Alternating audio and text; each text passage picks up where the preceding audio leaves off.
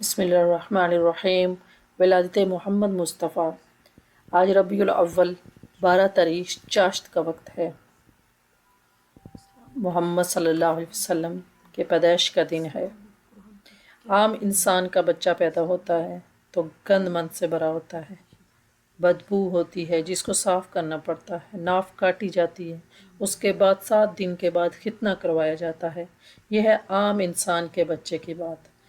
अब बात है अल्लाह के महबूब की। हज़रत आमिना के बच्चा पैदा होता है, कमरे में खुशबू फैल जाती है, नाफ अल्लाह की तरफ से कटी होती है, इतना हुआ आता है।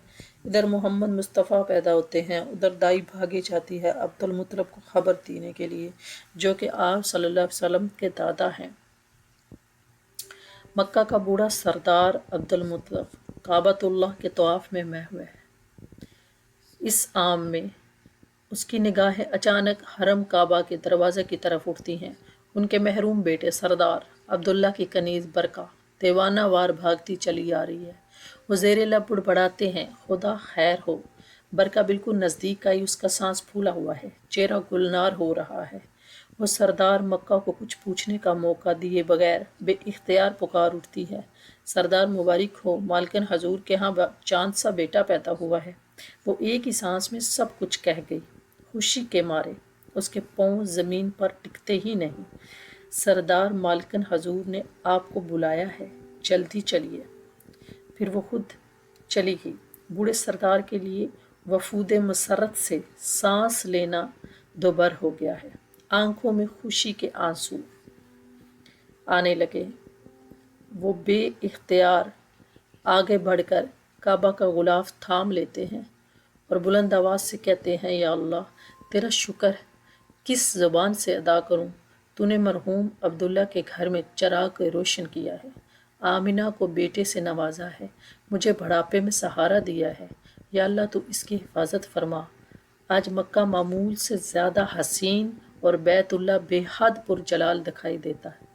हवाओं में कैफो मस्ती की लहरें हैं, फ़ज़ा खमार आलूद है, आसमान जाज़ब नज़र और माहौल पुरकशिश है। और जनाब अब्दुल मुत्तलिब का वजदान बेदारी है।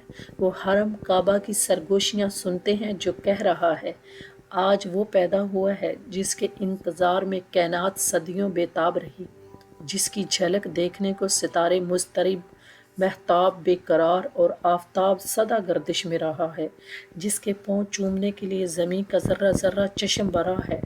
औलाद आदम हज़ारों साल से जिसकी मुंतज़िर है, नफूस कुदसी जिसकी शहादत देते चले आते हैं। वो गरीबों का मलज्जा, यतीमों का मअवा, इंसानी शर्फ को उससे जला मिलेगी, इंसानियत का हया होगा, मजलूम उसके साए में पनाह लेंगे, सरकशों की गर्दनें झुक जाएंगी, जहालत की तारीकी दूर होगी, जिसके नूर से अर्ज़ो समा का गोशा गोशा मुनव्वर होगा, जिसकी रोशनी में भटके हुए राह पाएंगे। सरदार मक्का, आपको मुबारक हो। रहमतुल आलमीन का नूर आपके घर में ज़ोफ़िशा हुआ है। सरदार मुत्तलिब अब्दुल मुत्तलिब सैयदा आमिना के घर में दाखिल होते हैं। ऐसी भीनी भीनी खुशबू उनका इस्तकबाल करती है जिससे वो आज तक ना आशना थे। वो इस कमरे से बाहर ही रुक जाते हैं जिसमें सैयदा आमिना पलंग पर दराज हैं। उन्हें बूढ़े सरदार के आने की इतला मिलती है तो बरका के ज़रिए मुबारकबाद पैगाम भेजती हैं और साथ ही अंदर आने के लिए कहती हैं। जनाब अब्दुल मुत्तलिब कमरे के अंदर कदम रखते हैं। उनकी बहू ऐसे मौके पर भी सेहतमंद नज़र आती है।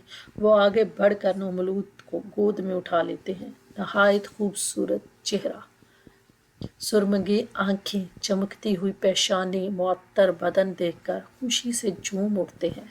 फरते मोहब्बत से बच्चे की पेशानी पर बोसा देते हैं, फिर सीने से लगाए हुए बैतुल्ला में आ जाते हैं और वहाँ थोड़ी देर का दुआ मांगने के बाद वापस चले जाते हैं। बनु हाशिम के घराने में अब्दुल्ला की यतीम बेटी की वलादत पर खुशी की लहर दौड़ जाती है। अबू लहब की लौंडी सोबिया ये खबर सुनते ही अपने आका के पास आती है और उसे भतीजे की खुशखबरी देती है। चचा फर्द मुसर्रत से कहता है, सोबिया, तुमने मुझे भतीजे की खुशखबरी दी है, मैं तुम्हें आज़ादी का परवाना देता हूँ, जाओ, तुम आज से आज़ाद हो।